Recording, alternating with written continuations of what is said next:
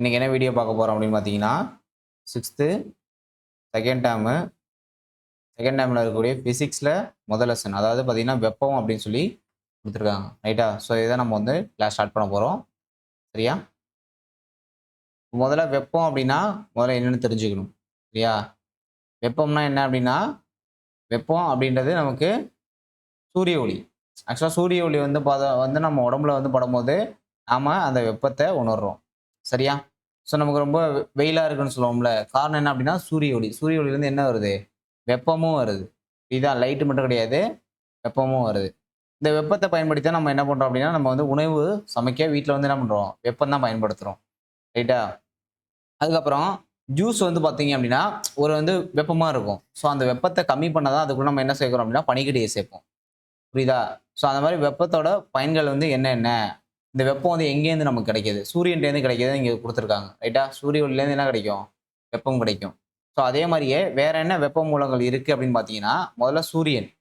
சரியா? வெப்ப மூலங்கள் அப்படின்றது முதல்ல சூரியன். சூரியன் என்ன அப்படின்னா புரியல. எதுக்கு மேம்? ஆமா. ஆ ஓகே. சூரியன். சூரியன் அப்படின்றது என்ன தருது? ஒளிய தருது. அப்படின்றது நமக்கு தெரியும். சரியா? இந்த இந்த ஒளிய மட்டும் அதாவது லைட்டுப்பா, லைட் மட்டும் கிடையாது. லைட் இல்லாம வெப்பத்தையும் குடுக்கும். சூரியன் அப்படின்னா என்னது? வெப்பத்தையும் குடிக்கும்.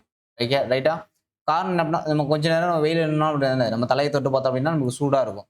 ஸோ அதுதான் வந்து பார்த்தோம்னா, ஒளியோடு வெப்பத்தையும் தருகிறது. ஓகேவா? அதனால நம்ம மே மாசம்லாம் என்ன பண்ண முடியாது? வெறுங்கால்ல நடக்க முடியாது. ஸோ அப்ப சூரியன் வந்து நமக்கு வந்து ஒரு வெப்பத்த குடுக்குது. அதே மாரியே எரிதல். இப்ப எக்ஸாம்பிளுக்கு என்ன எடுத்துக்கலாம் அப்படின்னா, மரக்கட்ட இருக்குல்ல, மரக்கட்ட, மண்ணெண்ணெய், நிலக்கரி, கரி, பெட்ரோலு, எண்ணெய் இதெல்லாம் எரிச்சோம் அப்படின்னாலும் நமக்கு என்னது? அந்த வெப்ப ஆற்றல் அப்படின்றது உருவாகும். சரியா? ஸோ இதெல்லாம் சோர்ஸு. வெப்பம் வந்து எப்படி உருவாகுது அப்படின்றதுக்கான ஒரு சோர்ஸு. அடுத்து உராய்தல். உராய்தல்னா 2 கைய தேய்க்கும்போது, வேணா 2 கைய தேய்ச்சு பாருங்களேன். தேய்ச்சு பார்த்துட்டு கொஞ்ச நேரம் கழிச்சு நம்ம கன்னத்துல வச்சு பார்த்தோம் அப்படின்னா என்ன இருக்கு? சூடா இருக்கும். ஸோ அப்ப உராயும் போது என்னது? வெப்பம் அப்படின்றது வெளிப்படுகிறது அப்படின்னு சொல்றான். இந்த உராய்வ பயன்படுத்தி தான் ஆதிகால மனிதன் என்ன பண்ணியிருப்பான் அப்படின்னா, இரு கற்கள ஒன்றோடொன்று உரசி நெருப்ப வந்து உண்டாக்கியிருப்பான். ஸோ நெருப்பின் பயன முதல்ல கண்டறிந்தவர் யார் அப்படின்னா, ஆதிகால மனிதன் தான். அவர் எப்படி பயன்படுத்துனாங்க அப்படின்னா, சிக்கிமுக்கி கல்லு. சிக்கிமுக்கி கல்ல 2ஆ தேய்க்கும்போது நமக்கு என்ன வரும் அப்படின்னா, ஃபயர் உண்டாகும். ஸோ அத சொல்றாங்க. ரைட்டா? அடுத்து மின்சாரம் மூலமாவும் என்ன அப்படின்னா, வெப்பம் அப்படின்றது வந்து உருவாகும். ஓகேவா? இப்ப எக்ஸாம்பிள் வந்து பார்த்தீங்கன்னா, ஒரு மின்னோட்டம் வந்து ஒரு கடத்தி வழியா பாயும்போது வெப்ப ஆற்றல் உண்டாகும். புரியுதா? ஒரு மின்சாரம் அப்படின்றது ஒரு கடத்தி வழியா இப்ப அயர்ன் பாக்ஸ்லாம் எடுத்துக்க. அயர்ன் பாக்ஸ் வந்து பார்த்தோம் அப்படின்னா, மின்சாரம் வந்து ஒரு ப்ராடக்ட் வழியா போகும்போது அது வெப்பமா, ஹீட்டா புரொடியூஸ் ஆகும். ஸோ அதான் சொல்றாங்க. மின்னோட்டம் ஒரு கடத்தியின் வழியாக பாயும்போது வெப்ப ஆற்றல் உருவாகுது. இப்ப மின் சூடேற்றி, மின் இஸ்திரி பெட்டி, மின் வெப்பக்கலன் இதெல்லாம் வந்து இந்த தத்துவத்துல தான் இயங்குது. ரைட்டா? அடுத்து அடுத்து வெப்பம். இப்ப வந்து வெப்ப மூலங்கள் பார்த்தாச்சு. வெப்பம்னா என்னன்னு பார்க்கணும். ரைட்டா? இப்ப இப்ப வந்து ஒரு பொருள் எடுத்துக்குவோம். எல்லா பொருள்லயும் மூலக்கூறுகள் தான் இருக்கும். எந்த பொருளா இருந்தாலும் என்னது மூலக்கூறுகள் இருக்கும். இந்த மூலக்கூறுகள் எப்படி இருக்குன்னா, ஒண்ணு அதிர்விலயோ, இல்லன்னா என்னது இயக்கத்திலேயோ எப்பயுமே இருக்கும். ஆனா அந்த அதிர்வையோ, அந்த இயக்கத்தையோ நம்மளால கண்ணால பார்க்கவே முடியாது. ஓகேவா? அது அப்படி இருக்கக்கூடிய இந்த ஒரு பொருள, இப்போ மூலக்கூறு, அந்த பொருள வெப்பப்படுத்துறோம் அப்படின்னா, அதுல உள்ள அந்த மூலக்கூறோட அதிர்வோ, அப்படி இல்லன்னா என்னது இயக்கமோ அதிகரிக்க ஆரம்பிக்கும். புரியுதா? இது இது மட்டும் இல்லாம, அதோட இயக்கம் அதிகரிக்கிறது இல்லாம, பொருளோட வெப்பநிலையும் இன்கிரீஸ் ஆகும்னு சொல்றாங்க. புரியுதா? ஒரு மூலக்கூற நம்ம ஹீட் பண்ணோம் அப்படின்னா, அந்த இயக்கம் அதிகரிக்கும். புரியுதா? இயக்கம் அதிகரிக்கிறது இல்லாம, வெப்பமும் அதிகரிக்கும் அப்படின்னு சொல்றாங்க. புரியுதா? அதாவது வெப்பநிலையும் அதிகரிக்கும். அப்ப என்ன சொல்றாங்கன்னா, வெப்பம் அப்படின்றது என்னன்னு வெப்பம் அப்படின்றது ஒரு பொருளோட வெப்பநிலையை உயர செய்யும். ரைட்டா? ஹீட் ஹீட் பண்றதுனால தானே வெப்பநிலை அதிகரிக்குது. ஸோ வெப்பம்ன்றது ஒரு பொருளோட வெப்பநிலையை உயர செய்யும். இது இல்லாம மூலக்கூறுகள என்ன பண்ணும் அப்படின்னா, வேகமாக இயங்க வைக்கக்கூடிய ஒரு வகையான ஆற்றல். புரியுதா? ஹீட் அப்படின்றது என்ன அப்படின்னா, ஒரு ஆற்றல் அப்படின்றத நம்ம புரிஞ்சுக்கணும். புரியுதா? ஹீட் அப்படின்றது என்னதுன்னா, ஒரு எனர்ஜி. புரியுதா? அது 2 வேலை தான் பண்ணும். ஒண்ணு இப்படி இருக்க மூலக்கூறுகள ஃபாஸ்ட்டா இயங்க வைக்கும். வேகமா இயங்க வைக்கும். இன்னொன்னு ஒரு கான்செப்ட் என்ன அப்படின்னா, வெப்பநிலையை அதிகரிக்க செய்யும். புரியுதா? டெம்பரேச்சர என்ன பண்ணும்? இன்கிரீஸ் பண்ணி விட்டுரும். பாருங்க, வெப்பம் அப்படின்றது ஒரு பொருள் கிடையாது. இது இடத்த ஆக்கிரமிக்காது. என்ன அப்படின்னு பார்த்தீங்கன்னா, ஒரு வகையான ஆற்றல் தான். நம்ம லைட்டு, சவுண்டு, மின்சாரம் இதெல்லாம் போல என்னது? வெப்பம் அப்படின்றதும் ஒரு வகையான ஆற்றல். இந்த வெப்பம்னா என்னன்னு பார்த்தீங்கன்னா, ஒரு பொருள்ல இருக்கக்கூடிய மூலக்கூறோட இயக்க ஆற்றல். இயக்க ஆற்றல் தான் என்ன சொல்லுவாங்க அப்படின்னா, வெப்பம்னு சொல்லுவாங்க. புரியுதா? ஒரு பொருள்ல இருக்கக்கூடிய மூலக்கூறோட இயக்க ஆற்றல். புரியுதா? அதாவது மூலக்கூறோட மொத்த இயக்க ஆற்றல்னு நோட் பண்ணிக்க. மொத்த இயக்க ஆற்றல். மொத்த இயக்க ஆற்றல் தான் வெப்பம். ஸோ வெப்பத்தோட எஸ்ஐ அலகு கேட்டாங்க அப்படின்னா, ஜூல் அப்படின்றது ஆன்ஸர் ஆகும். ஜூல். சரியா? வெப்பத்தோட எஸ்ஐ அலகு ஜூலு. ஆனா கலோரி அப்படின்னு சொல்லக்கூடிய அலகும் என்னது? வெப்பத்த அளக்க நம்ம பயன்படுத்தலாம்னு சொல்றாங்க. ஓகேவா? சூடான மற்றும் குளிரான பொருட்கள். அடுத்து வேற என்ன இம்பார்ட்டன்ட் அப்படின்னு பார்த்தோம்னா,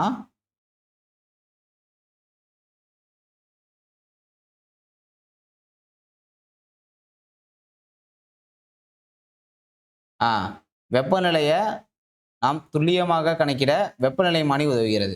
ஸோ வெப்பநிலைமானியோட பயன்கள் கேட்கலாம். வெப்பத்தை நாம் துல்லியமாக கணக்கிட டேஷ் உதவுகிறது அப்படின்னு சொல்லி கூட கொஸ்டின் கேட்கலாம். இப்ப வெப்பம்னா என்னன்னு பார்த்தாச்சு. நெக்ஸ்ட் வெப்பநிலைன்னா என்னன்னு பார்க்கணும். புரியுதா? வெப்பம்னா என்ன பார்த்தோம் அப்படின்னா, வெப்பம்னா ஒரு வகையான ஆற்றல்னு பார்த்திருப்போம். இது இல்லாம வெப்பத்தோட எஸ்ஐ அலகு என்ன அப்படின்னு பார்த்தீங்கன்னா, ஜூல் அப்படின்னு சொல்லியிருப்பாங்க. ரைட்டா? இப்ப பார்க்கக்கூடியது வெப்பநிலை. வெப்பமும் வேற, வெப்பநிலையும் வேற. ஸோ வெப்பநிலைன்னா என்னன்னு பார்ப்போம். ஒரு பொருள் எந்த அளவு வெப்பமாக இல்ல குளிர்ச்சியாக உள்ளது என்பதனை அளவிடும் அளவுக்கு வெப்பநிலைன்னு பேரு. ஒரு பொருள் எவ்வளவு ஹீட்டா இருக்கு, இல்ல எவ்வளவு சில்லுன்னு இருக்கு அப்படின்னு பார்க்கக்கூடியது அது வெப்பநிலை.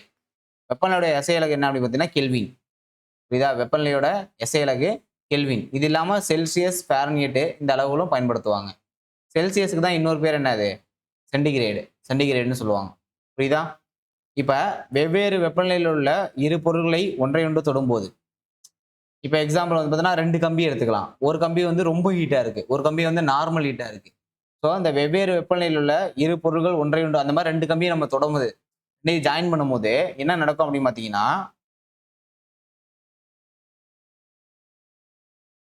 வெப்பமானது எந்த திசையில் பாய்கிறது என்பதனை அவற்றின் வெப்பநிலை தான் நிர்ணயிக்கும்.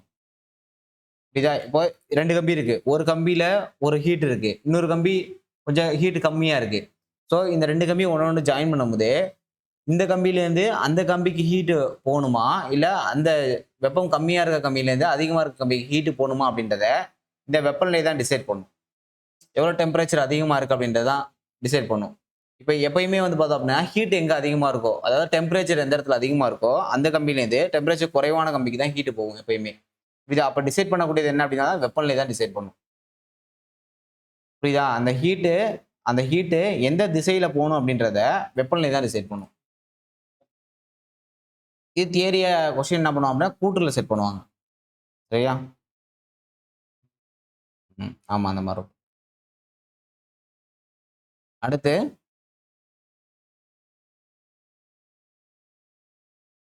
சாதாரண வெப்பநிலை, அதாவது ரூம் டெம்பரேச்சர்ல நீரோட வெப்பநிலை அப்படிங்கிறதுனா 30 டிகிரி செல்சியஸ்.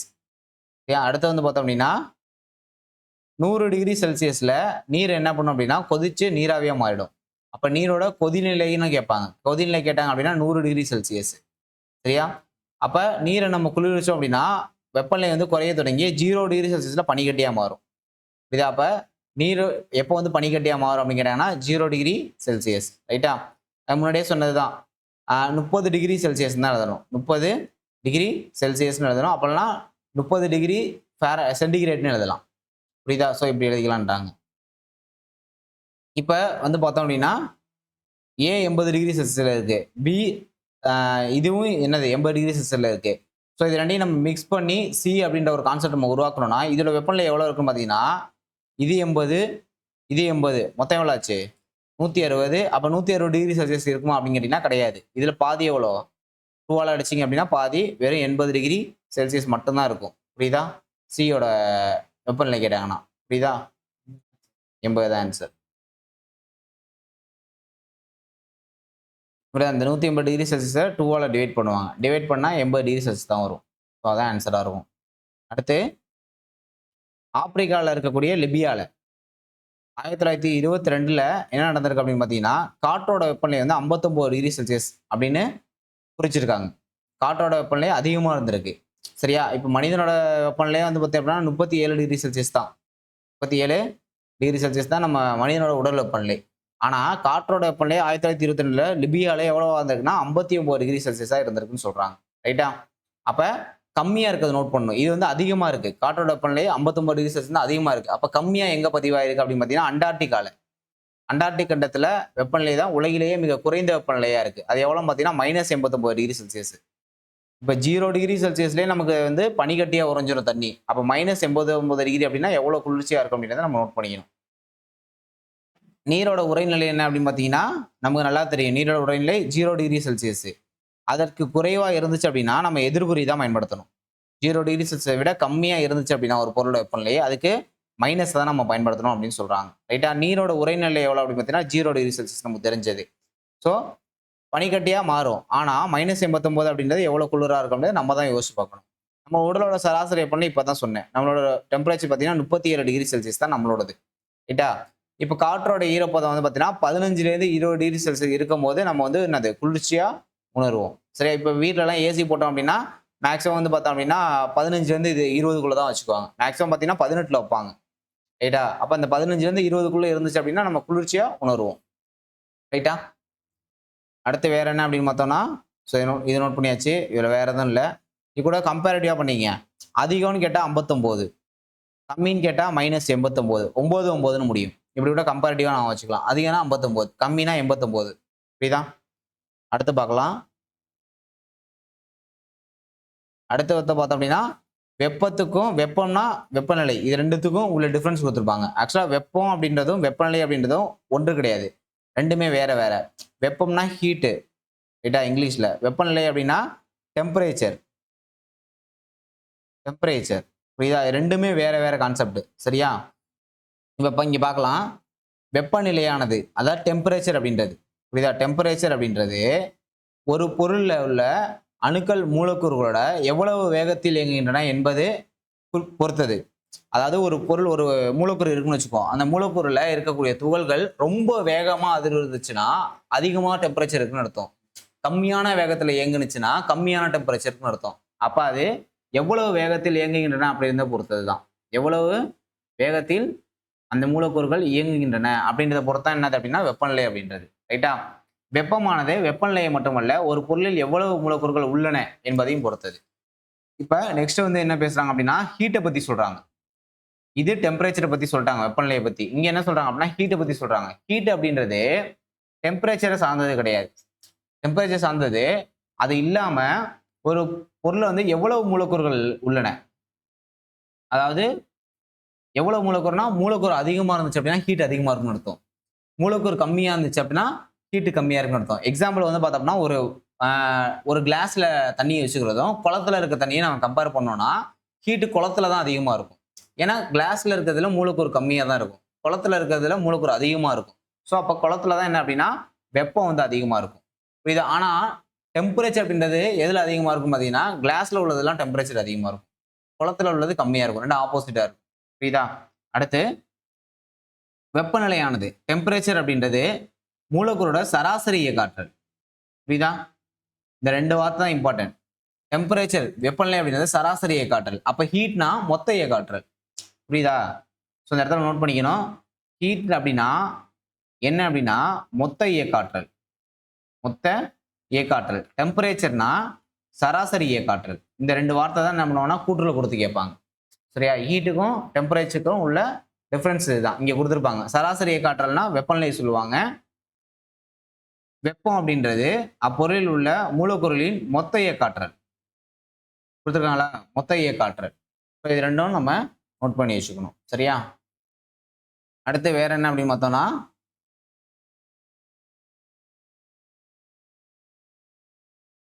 அடுத்து முக்கியமானது வெப்பநிலை.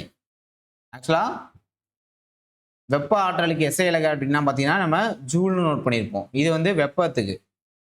வெப்பம். வெப்பநிலைக்கு என்ன வரும்? வெப்பநிலைக்கு கெல்வின்னு வரும். எஸ்ஐ அலகு. எஸ்ஐ யூனிட் தான் இது 2மே. வெப்பத்துக்கு ஜூலும், வெப்பநிலைக்கு கெல்வின்னு வரும். சரியா? இப்ப இந்த வெப்பத்தை அளவிடுறதுக்கு இன்னொரு ஒரு அலகு இருக்கு. அதுதான் வந்து பார்த்தோம் அப்படின்னா, நம்ம கலோரி அப்படின்னு சொல்லுவோம். சரியா? அப்ப ஒரு கலோரினா என்ன? புரியுதா? ஒரு கலோரினா என்ன அப்படின்னு பார்த்தீங்கன்னா, 1 கிராம் நீர 1 கிராம் நீரோட வெப்பநிலைய 1 டிகிரி செல்சியஸ் உயர்த்துறதுக்கு எவ்வளோ ஹீட் தேவைப்படுதோ அதுதான் கலோரி. 1 கலோரி. 1 கிராம் நீர 1 டிகிரி செல்சியஸ் உயர்த்துறதுக்கு நம்ம எவ்வளோ ஹீட் குடுக்குறோமோ அதுதான் கலோரி அப்படின்னு சொல்றாங்க. புரியுதா? ஸோ இத நோட் பண்ணிக்கணும். அடுத்து வந்து பார்த்தோம்னா, முக்கியமானது வந்து பார்த்தோம் அப்படின்னா, தேநீரோட வெப்பநிலை அதிகமா இருக்கும். இது நான் சொன்னது அதே கான்செப்ட் தான். தேநீரோட வெப்பநிலை அதிகமா இருக்கும்.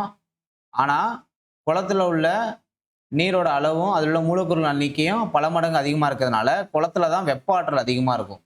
ஹீட் குளத்துல அதிகமா இருக்கும். புரியுதா? தேநீர்ல டெம்பரேச்சர் அதிகமா இருக்கும். ஸோ, அத இங்க அப்படியே குடுத்திருப்பாங்க. அடுத்து வெப்பம் வந்து பரவுறது. வெப்பநிலை வந்து வெப்ப ஆற்றல் பாயும் திசையை நிர்ணயிக்குது. நம்ம முன்னாடியே பார்த்தாச்சு. அதாவது டெம்பரேச்சர் வெப்பநிலை அப்படின்றது தான் என்னது? ஹீட் எந்த சைடு டிராவல் ஆகும் அப்படின்றத நிர்ணயிக்கிறதே வெப்பநிலை தான். சரியா? ஸோ, அது இங்க குடுத்திருப்பாங்க அப்படியே. இங்க பார்க்கலாம். ஒரு உயரமான பகுதியிலிருந்து தாழ்வான பகுதிக்கு வெப்ப ஆற்றலானது உயர்ந்த வெப்பநிலையில் உள்ள பொருளிலிருந்து குறைந்த வெப்பநிலைக்கு உள்ள பொருளுக்கு கடத்தப்படுகிறது. வெப்ப ஆற்றல் அப்படின்றது உயர்ந்த வெப்பநிலையில் உள்ள பொருளிலிருந்து குறைந்த வெப்பநிலையில் உள்ள பொருளுக்கு கடத்தப்படுகிறது. இப்ப 2 கம்பி எடுத்துக்கலாம். இது ஒரு கம்பி, இது ஒரு கம்பின்னு வச்சுக்குவோம். இந்த கம்பி வந்து ஒரு 100 டிகிரி செல்சியஸ்ல இருக்குன்னு வச்சுக்குவோம். இந்த கம்பி 80 டிகிரி செல்சியஸ்ல இருக்குன்னு வச்சுக்குவோம். ஸோ இங்கேருந்து தான் வெப்பம் இதுக்கு போகும்.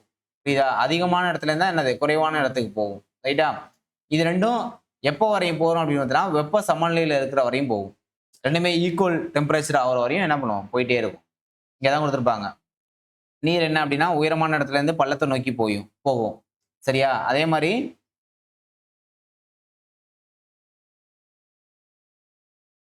நீர் மட்டம் தான் நீர் பாயக்கூடிய திசைய தீர்மானிக்கும். அது மாரி பொருளோட வெப்பநிலை தான் வெப்ப ஆற்றல் பாயக்கூடிய திசைய தீர்மானிக்கும் அப்படின்னு சொல்றாங்க. சரியா?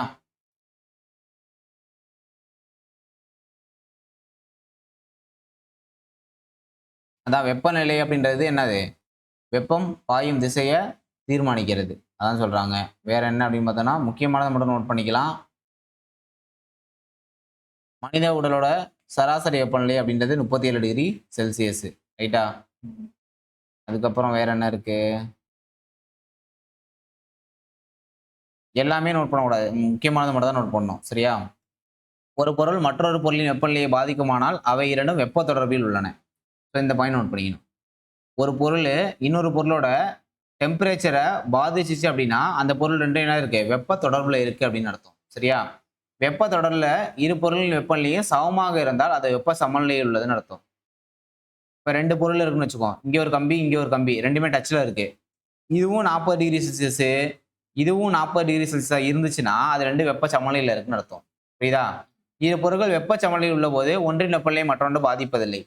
அதாவது 2 பொருளும் வெப்ப சமநிலை இருந்துச்சு அப்படின்னா, ஒன்றோட வெப்பநிலையை மற்றொன்று பாதிக்காது. இதுக்கு மீனிங் என்னன்னா, இது 40 டிகிரில இருந்துச்சுன்னா, இதுவும் 40 டிகிரில தான் இருக்கும்.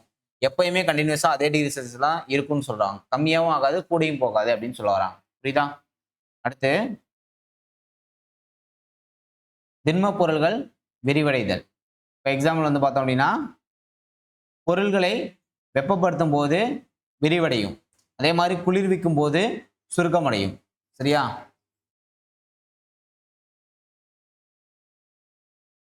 ஒரு பொருள வெப்பப்படுத்தணும் அப்படின்னா, அந்த பொருள் என்ன பண்ணும் அப்படின்னா, கன்டினியூஸா விரிவடையும். அந்த பொருளோட இத இதான் என்ன சொல்றாங்க அப்படின்னா, வெப்ப விரிவடைதல்னு சொல்லுவோம். வெப்பப்படுத்தணும்னா ஒரு பொருள் விரிவடைஞ்சுச்சுன்னா, அதுக்கு பேர் வெப்ப விரிவடைதல். சரியா? கொஸ்டின் இதுதான். இப்படிதான் கேட்பாங்க. அடுத்து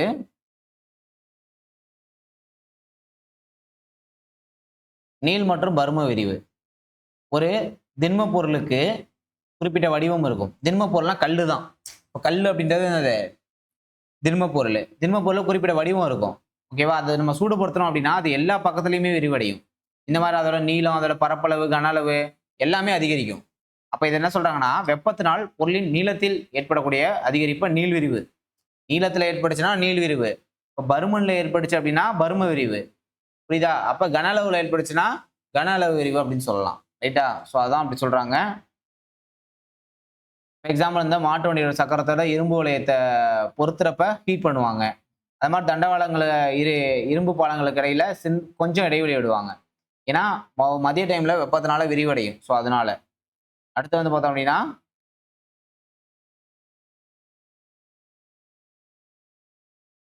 அடுத்து முக்கியமானது அப்படின்னு பார்த்தோம் அப்படின்னா இந்த மாதிரி கொடுத்துருப்பாங்க. திண்ம பொருள், இது திரவம், இது வாயு. இதுல வந்து மூலக்கூறுகள்லாம் நெருக்கமா இருக்கும். இதுல கொஞ்சம் கேப் இருக்கும். இதுல வந்து கேப் ரொம்ப இடைவெளி அதிகமா இருக்கும். ஓகேவா? அது மாதிரி இது மூலக்கூறு இடையில வந்து கவர்ச்சி விசை இருக்கும். அதிகமா இருக்கும் இதுல. இதுல கொஞ்சம் கவர்ச்சி விசை கம்மியா இருக்கும். இதுல கவர்ச்சி விசை இருக்கும். பட் ஆனா கம்மியா இருக்கும். ரைட்டா? ஒரு பொருளை வெப்பப்படுத்தணும் அப்படின்னா என்ன வரும்? ஹீட் அதிகரிக்கும். அதோட மூலக்கூறோட இயக்கம் வந்து அதிகரிக்கும்னு சொல்றாங்க. குளிர்விக்கும் போது இயக்கம் அப்படியே கம்மியாயிடும்னு சொல்றாங்க. ரைட்டா? அடுத்து ஒரு திண்ம பொருளை வெப்பப்படுத்தணும் அப்படின்னா திரவமா மாறும். திரவத்தை வெப்பப்படுத்தணும் அப்படின்னா வாயுவா மாறும். அதே ஹீட்டை எடுத்துட்டோம்னா வாயுவிலேருந்து ஹீட் எடுத்தோம்னா திரவமா மாறும். திரவத்திலேருந்து ஹீட் எடுத்துட்டோம் அப்படின்னா திண்மமா மாறும். ஸோ அப்படியே ஆப்போசிட்ல மாறும் அப்படின்னு சொல்லி கொடுத்துருப்பாங்க இங்க. ரைட்டா? இப்போ உயரமான இடத்துல இருந்து தாழ்வான இடத்தை நோக்கி தண்ணி வந்து பாயும். அது மாதிரி வெப்ப ஆற்றல் அப்படின்றது வெப்பநிலை அதிகமான பொருளிலிருந்து குறைவான பொருளுக்கு கடத்தப்படும் சொல்றாங்க. ரைட்டா? இப்போ அதிகமான வெப்பநிலையிலிருந்து குறைந்த வெப்பநிலைக்கு வெப்பம் இப்படிதான் போகும். இதை டிசைட் பண்றது டெம்பரேச்சர். வெப்பநிலை எங்க அதிகமா இருக்கோ அதை வச்சு தான் டிசைட் பண்ணுவாங்க. அடுத்து அடுத்து வெப்ப விரிவின் பயன்கள். இப்போ வந்து மரச்சக்கரத்தின் மீது இரும்பு வளையத்தை பொருத்துறது. இது ஒரு பயனு.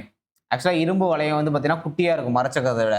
அந்த இரும்பு வளையத்தை நம்ம ஹீட் பண்ணும்போது கொஞ்சம் பெருசாகும். அப்ப அந்த மரச்சக்கரத்தை உள்ள வச்சுட்டு டக்குன்னு குளிர்விச்சாங்க அப்படின்னா டக்குன்னு ஒட்டிக்கும். ஸோ அந்த கான்செப்ட் இங்க வந்து யூஸ் பண்ணுவாங்க. ரைட்டா? இங்க உள்ள கான்செப்ட் எல்லாமே என்ன அப்படின்னா வெப்பப்படுத்தினா விரிவடையும். குளிர்விக்கும் போது சுருங்கும். அந்த கான்செப்ட் தான் இந்த கடையாணி. கடையாணியும் அதே மாதிரி தான் பயன்படுத்துவாங்க. ரைட்டா? ஃபர்ஸ்ட் என்ன பண்ணுவாங்க அப்படின்னா ஹீட் பண்ணி உள்ள இறக்கிடுவாங்க. இறக்கிட்டு அதுக்கப்புறம் குளிர்விச்சு இந்த மாதிரி போட்டுருவாங்க. புரியுதா? அதுக்கப்புறம் வந்து பார்த்தீங்கன்னா தண்டவாளம். தண்டவாளத்துக்கு இடையில அந்த கேப் விடுவாங்க. காரணம் என்ன அப்படின்னா ஹீட் பண்ணும்போது விரிவடையும். புரியுதா? ஸோ அதான் காரணம். அதுக்கப்புறம் வந்து பார்த்தோம்னா கண்ணாடி. கண்ணாடி அப்படின்றது வெப்பத்த அரிதில் கடத்தக்கூடிய ஒரு பொருளு. சரியா? சூடான நீரினை கண்ணாடிக்குள்ள ஊற்றும்போது, இப்ப கண்ணாடியில ஊத்துனாலும் சூடா இருக்கிறப்போ ஒரு பொருள் விரிவடையும் அப்படின்னு சொல்றாங்க. ஸோ அந்த மாரி முகவையோட உட்புறம் வந்து பார்த்தோம்னா, உடனடியா டக்குன்னு விரிவடைஞ்சிரும். அதே நேரத்துல கண்ணாடியோட ஆப்போசிட் சைடுல சுற்றுப்புறத்தோட வெப்பநிலையில இருக்கும். அதனால அந்த பகுதி மட்டும் விரிவடையாது. ஸோ உள்ள உள்ள பார்ட்ஸ் மட்டும் விரிவடையும். வெளியில உள்ள பார்ட்ஸ் விரிவடையாம இருக்கும். ஸோ அதனால என்ன அப்படின்னா, கண்ணாடி வந்து சமமா விரிவடையாத காரணத்தினால விரிசல் ஏற்பட்டுரும் கண்ணாடியில.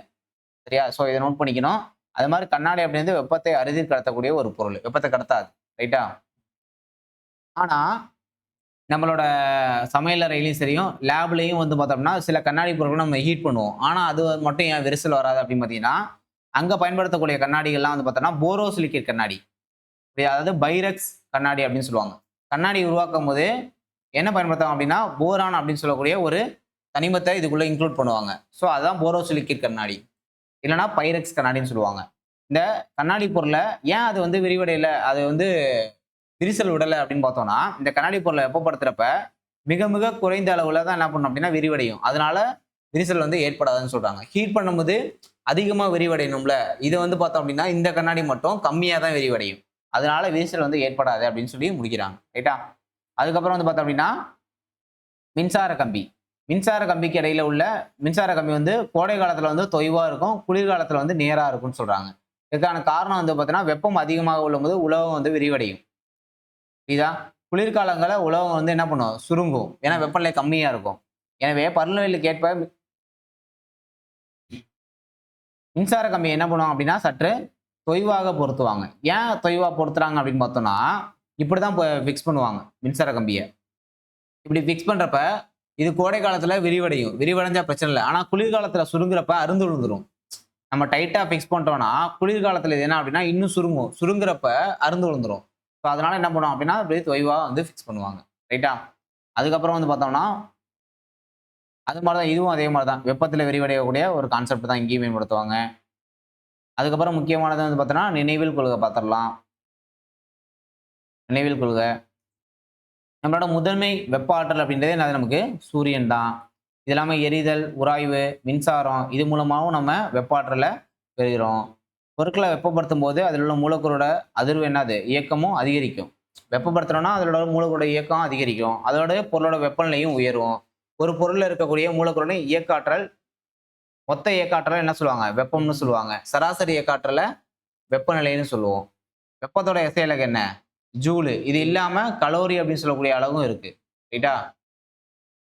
ஒரு பொருள் எந்த அளவு வெப்பமாக அல்லது குளிர்ச்சியாக உள்ளது என்பதனை அளவிடும் அளவுக்கு வெப்பநிலைன்னு பேரு. ஒரு பொருள் ஹீட்டா இருக்கா, இல்ல குளிர்ச்சியா சில்லுன்னு இருக்கா அப்படின்னு சொல்லக்கூடியது வெப்பநிலை. வெப்பநிலை அசை அலகு கெல்வின்.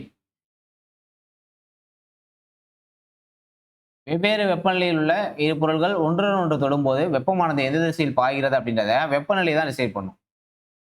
ஒரு பொருள் மற்றொன்றின் வெப்பநிலையை பாதிக்கும்னா அது 2 வெப்ப தொடர்புல இருக்கு அப்படின்னு சொல்லி அர்த்தம். சரியா? அதே மாதிரி ஒரு பொருள் இன்னொரு வெப்பநிலையை பாதிக்கல அப்படின்னா அது 2 வெப்ப சமநிலையில இருக்குன்னு அர்த்தம். பாதிச்சுச்சு அப்படின்னா அது இங்க கொடுத்திருப்பாங்க. வெப்ப சமநிலையில் உள்ளது. இரு பொருள்கள் வெப்பநிலையும் சமமாக இருந்துச்சு அப்படின்னா அது வெப்ப சமநிலையில் உள்ளதுன்னு சொல்லுவாங்க. பொருளை வெப்பப்படுத்தும் போது விரிவடையும். குளிர்விக்கும் போது சுருக்கமடையும். ஒரு பொருளை வெப்பப்படுத்தும் போது அது விரிவடைவதை என்ன சொல்லுவாங்கன்னா வெப்ப விரிவடைதல்னு சொல்லுவாங்க. ஒரு திண்ம பொருளுக்கு ஒரு குறிப்பிட்ட வடிவம் இருக்கு. எனவே அதை சூடுபடுத்தும் போது எல்லா பக்கத்துலயும் விரிவடையும். அத நீளம், பரப்பளவு, கன அளவு அப்படின்னு சொல்லி எல்லா பக்கத்துலயும் என்ன பண்ணும்? விரிவடையும் அப்படின்னு சொல்லி முடிக்கிறாங்க. இதெல்லாம் ஜஸ்ட் நீங்க சும்மா பார்த்தா போதும். சரியா? அதுக்கப்புறம் பார்த்தீங்கன்னா புக் பேக் தான் இருக்கும். புக் பேக் நீங்க பார்த்துங்க. நெக்ஸ்ட் வீடியோல பார்க்கலாம். Thank you.